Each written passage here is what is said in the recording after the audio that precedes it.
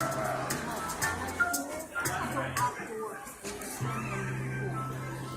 right, I think we're finally ready, folks. How's everybody doing today? Good. Is everybody awake yet? Yeah. Who's here for the first time? Ooh, we got a lot of hands. Who's a repeat customer? Who's coming back? Excellent. Who's a pass holder? Yeah, we love all of you guys. Thanks for coming in today. Who's ready to see some awesome animals? Yeah. Wait. I said, who's ready to see some awesome animals? Yeah, there we go. All right. Well, good thing you guys came in, because that's what we have here is lots of awesome animals. Hopefully you guys got to check out something cool over at Tide Pool. We got lots of really cool sharks behind me. Our shark rays, how awesome is that? And even Deborah, the loggerhead teacher, will see today. Later on, you guys will have to check out our albino gators. Those are my favorite animals. Speaking of favorite animals, year after year, we have one animal that stands out above the rest as a fan favorite. Who wants to guess what that is? Yes, penguins. We have lots of penguins here. We have 6 different species of penguin here. Isn't that great? Lots of diversity going on here. So let me ask you guys a question. When you guys think of penguins, what kind of weather are we thinking about? I'm hearing cold. Cool. Cold, snow, ice, right? So emperor penguins, king penguins, those penguins that like to keep their eggs nice and warm on their feet. Those are the kind of penguins we think of. But let me ask you something. Do you guys know there's penguins that like to live in the rainforest? There's penguins that like warm weather too. This kind of goes all about penguins. Yeah, so let me show you my penguin map. Because believe it or not, there are more penguins that actually live in Australia than live in Antarctica. Can you believe that? Crazy, right? So there's 7 different species of penguin that live in Australia.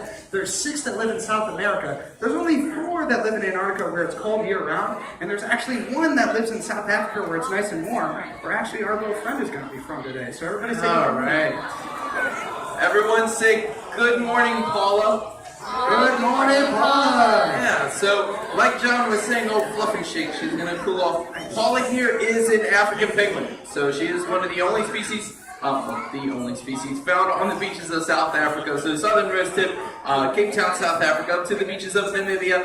So she's a beach bum. African penguins are going to be hanging out in temperatures ranging anywhere from 60 to 90 degrees. But she's still covered in all these feathers. Penguins have the most feathers of any bird species. They have about 70 feathers per square inch. That's about the size of your thumbnail. So you put your thumb on a penguin that's 70 feathers in one little area. So she's hanging out in 90-degree weather wearing a giant sweater, which doesn't sound fun, right? But she has some adaptations to separate her from her cold weather cousins. Hey, they came to see you, don't stare at the wall. She doesn't grow feathers around her eyes. She has bare skin around her eyes, and she has bare skin down around her ankles. She's wearing little penguin swim trunks. So what those open skin areas do is they help keep her cool. But it's not all about keeping cool. She does still have to put up with some cold. That's where those feathers come into play. So who touched that tide pool? Out there with the horseshoe crabs and the sea stars. How did that water feel?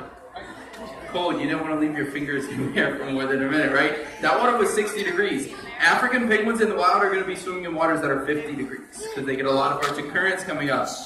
So that's where those feathers come into play. She's going to have 2 layers of downy feathers, very fine, densely packed layers used for warmth. She does have a layer of fat, but then she has a nice top layer that's nice and shiny, and that's because she's coated in oil.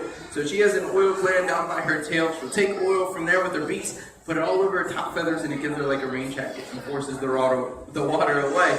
This is going to be very helpful when she's diving in depths of up to 400 feet looking for her food.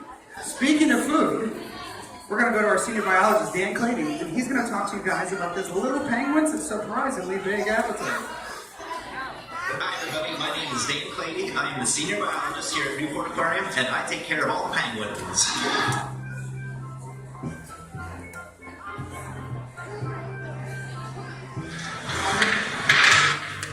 Penguins are big eaters. As a matter of fact, they are the biggest eaters at the aquarium. Our penguins go through more food in a single day than almost all our other animals combined.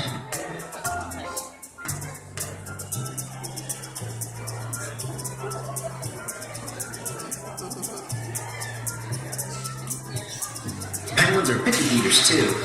They hunt for specific types of fish out in the wild. Here, though, their primary diet consists of lake smelt, herring, ocean smelt, and silver sides. We have large shipments of frozen food brought in every month. Our cold weather penguins go through about 65 pounds of restaurant quality seafood every day.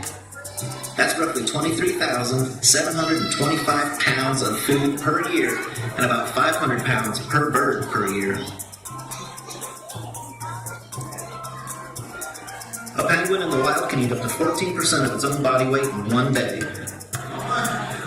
To give you a little perspective, that would be like a 150-pound dog eating 20 pounds of food, or 100 quarter-pounders, in a single day. So just keeping up with the penguin's appetite can feel like a full-time job around here. Holy mackerel, folks. Did you guys hear that? 100 quarter-pounders? They like mackerel. I know, they do like mackerel, right? Me too. Does anybody think they could do the penguin challenge? Does anybody want to try and eat 100 quarter-pounders in one sitting? I see a couple of hands. Actually, As long as it's free, right? Right. We're going to let the cafe know you guys are coming. Good luck to you. So penguins seem to have it pretty easy, right? They seem to live pretty cool lives, right? Living on the beach all day long, catching all the fish they can, swimming in the ocean. Sounds like a pretty good time. Who has to be a penguin? Yeah, right. Seems like it's fun, but it's not all fun and games. Penguins live pretty tough lives, actually. Did you guys know there's lots of things out there that like to eat penguins? So there's three main ones that we like to talk about. Does anybody want to take a guess what likes to eat a penguin? We got some of them here. If you're trying. Yeah, but...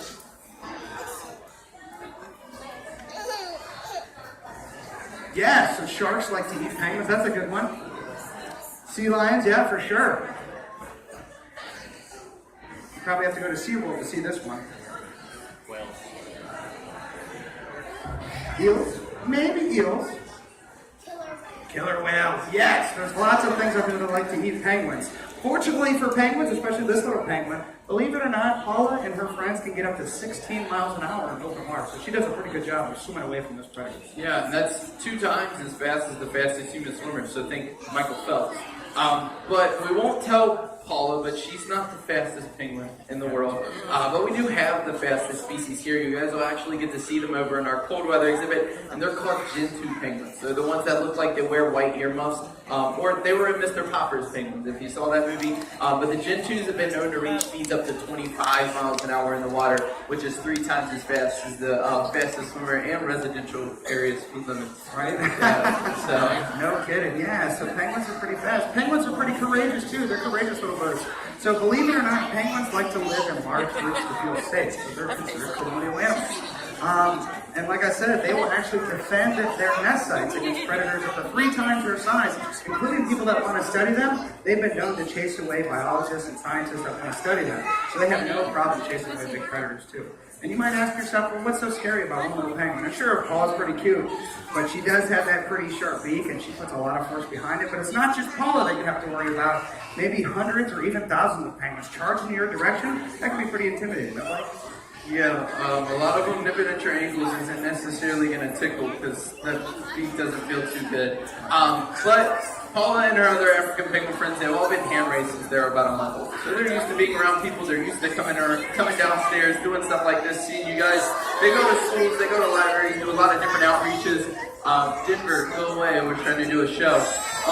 They do a lot of things, and that's because they are outreach animals, and they go around and they teach the story of the African penguin, and that story is that this is actually an endangered species. So this animal, around 100 years ago, there were over 2 million of them prevalent in South Africa.